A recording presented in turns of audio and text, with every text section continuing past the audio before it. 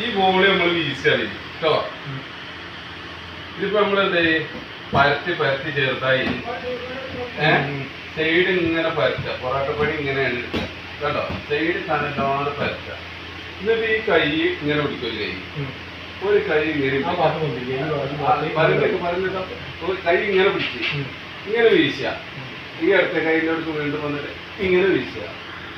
പിന്നെ ഇങ്ങനെ വീശുക, ഇങ്ങനെ വീശുക. അപ്പൊ അത് വീശല് കഴിഞ്ഞു. ഇനി നമ്മൾ ഇതാക്കുന്നത് വീശി ഇത് കട്ട് ചെയ്തു, 3 ആയിട്ട് കട്ട് ചെയ്തു. ഇനി നമ്മൾ ഒരു ബോൾ എടുത്തിട്ട് ഇങ്ങനെ ചിറ്റിയിട്ട് ഇങ്ങനെ വെക്കുക. ഇനി 2 മിനിറ്റ് കഴിഞ്ഞാൽ പരത്തിയ പൊറാട്ട മനസ്സിലായി. അപ്പൊ അതേമാതിരി ഇതൊരു ചെയ്ത ഇപ്പൊ കാണിച്ചു തരാം. ഇതിപ്പോ നമ്മള് വീശി, ബോള് വീശി. ഇനി ഒന്ന് വീശിക്കാം. അങ്ങനല്ലേ ആക്കം പോലെ വീശിയാൽ കേട്ടോ. അല്ലല്ലേ വീശുന്ന ഉറപ്പല്ലേ? ഇതേമാതിരി മാവ് പൊട്ടാൻ പാടില്ല, സെന്ററിൽ പൊട്ടാനേ പാടില്ല. ഓക്കെ.